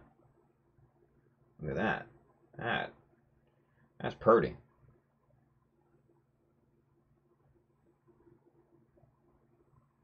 That, you can see the shadow there. Look at that. That shadow is like perfectly parallel on that ruler. The shadow that's being cast by that piece. So that the edge here, I'm holding, you know, parallel to this. But man, as long as that shadow is perfectly parallel, yeah, that's beautiful. That's beautiful. So really, really nice. So let's get a final look at this thing before we start to wrap it up here. Where'd the flappy back go? Here it is. So we got the upper chest assembled. We'll get this backpack mocked up. Take a look at it. Oh, you guys. Let's get zoomed out just a little bit so you guys can kind of see the full effect of this thing. Oh, look at that. Tell me that's not going to be badass looking. Look at that. That ridge, this back ridge just comes up real super nice. And watch this. Look at this. This head. The head comes back and look at that. Just enough gap. Just enough clearance for that antenna to still not hit anything. So happy with that. And then the beauty part about this. The beauty part about this whole thing is that since we're going to be using magnets, there's not going to be any hard points on this upper block to fit into this backpack. So all you have to do is pop it off, right? That's all you got to do is just pop it off and then replace it with that stock little filler piece. And then you've got the Jesta's ready to go again, ready to kick ass, right? So that's the beauty part about this whole thing, is that it's all modular and it can be displayed in a ton of different ways. So if I didn't want to display it as an airdrop, I can just pop this off here and have them kind of stand, kneel, whatever, and badass pose. Yeah. Happy with that. I'm happy with that. So, whoo boy. All right. Let's scroll back up. Let's get caught back up in the chat real quick before we wrap it up for the night. What do you guys say? Carlo Castro is giving us a wave over there on Facebook. What's going on, Carlo? Probably see him at SCGMC, or at least hope so. Let's see. Ace Schultz, he's back. Welcome. Like a glove? Yeah, right. RF Aurora, never knew calipers could be used for that trick. I'll have to clean my room and find it now for the next time I need to make a straight line piece. Yeah, man. You know, you got to use tools in different ways, right? It's since the jaws are perfectly parallel, it's the perfect tool for aligning two pieces like that. It just makes sense. So yeah, just look at your tools, think about how you can use them in kind of the unintended way. Obviously not to make them, you know, dangerous or anything like that. Don't get me arrested or whatever. But, you know, for simple things like that, you know, the caliper is definitely the way to go to keep, you know, those pieces aligned perfectly straight. So, Terry T, I need a digital caliper. Yeah, man. This one right here, this Ubante, man, this is a good digital caliper for very low cost. You know, obviously it's not a machinist caliper. You're not going to want to do metalworking or anything like that with these. These are not those types of calipers. But this does millimeter. It does, you know, your imperial decimal measuring, but it also does imperial fractions. Look at that, fractions. And it might be hard to see on the stream, but it says 1/4 there. That's 1/4. So that's a really cool feature of this too. You know, you can, you know, do your it has a micro adjustment wheel. It's got your lock-in pin up here, and it's got a nice little, you know, kind of breakdown cheat sheet of different common measurements on the back. So really good little caliper for very inexpensive, right? And then yeah, Ace, yeah, check the Amazon link. I think he said it's like $9. It might be a different price, I don't know, but yeah, it's great. It's great. RF Aurora, where is the custom antenna from? On the Jesta, that's actually the stock antenna. That's the one that actually came molded with it, right? So, let's see. Flap it. Ace Schultz. Can you dig it? Can you dig it? Nice. Andrew Young, you're scratch building the parachute. Yeah. That's what the big mole, or the big this thing that I'm working on, and all these fins, that's what those are for. This is going to be a plug to vacuum form plastic around and to form the base for the different parachutes and everything. So Angel de la Cruz says, wait a minute, did you give the Jesta a spoiler? I noticed that. It did look kind of like a spoiler, didn't it? Kind of look cool. I don't know. Oh, man. Let's see. Andrew Young, whoops. Anyway, more spoilers of the Jesta. He's going to finish it after SCGMC. No, I really want to finish it before. So. Let's see. Yeah, Bailey's. Yeah, definitely not Mitsuyo or Mitsutoyo. I don't know. Yeah, they're definitely not those level of calipers. There's no way. I think those are like $200, $300 calipers for machinists that need 100% hardcore accuracy. These are not it. These are plenty good enough for our purposes. Plenty good enough. So, yeah, you don't want some Mitsutoyos or whatever they are. RF Aurora. Oh, look, it looks aftermarket. Look at that, Exotic Meats. It's a good name. Welcome. Thank you for your follow on Twitch. Welcome to the family. Exotic Meats. Good name. I like it. Respect. It looks aftermarket. Yeah, nice, with the spoiler and everything. Good call. Yeah, I saw it in the background on your Facebook post.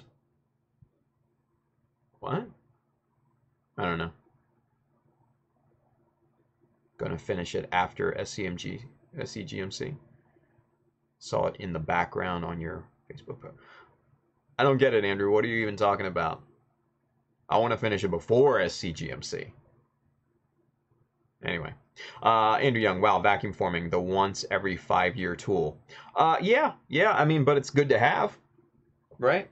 It's a good thing to have, because, you know, you can basically just make a form, vacuum form it down, and you're good to go.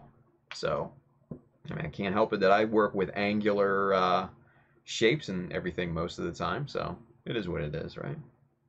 But, anywho, all right, guys, let's take care of a few finishing points, and then we're going to wrap it up. We're going to call this a night. We're going to circle back and get back together tomorrow night, shall we? So, win this model on the Gumball Talk fundraiser / giveaway. We're raising money for the National Alopecia Areata Foundation. 1 lucky winner will win that. 6 more will win the little resin bus from our good friend Win, and we also got some really cool prizes coming in very soon from our good friend Dwidget, and also from Ace Schultz over there on YouTube, and then obviously over on Facebook as well. So we'll get those posted as they come in, and man, yeah, just enter if you haven't done so already, and if you can't enter, give us a share, man. That would be amazing. Share it to your favorite Facebook group, your page, Instagram account, Twitter, whatever. Just help us get the word out, right? If you're interested in the Gunpla Skull hat or the Grim Reaper shirt, you can find that on the Child of Mecha website. Hit up childofmecha.com, hit the store up at the top. You will find all the shop, the shirts, the hats, the bags, all that good stuff. You can purchase all that stuff. And obviously all the tools that we used here tonight, you can find on the Amazon link just below, or on that side on Facebook. So yeah, I think that's think that's it for tonight. So I'm going to keep working on the mold. I'm not going to be doing anything too interesting behind the scenes for you guys. So I really want to try and get that done before the end, before the weekend. But we'll circle back around, keep working on the backpack tomorrow night, and we'll close out the week strong. What do you say, you guys? Sound like a plan? I think so. Until tomorrow night, guys, be safe. Enjoy your beginning parts of Friday. We'll see you tomorrow, and take care. We'll see you guys tomorrow.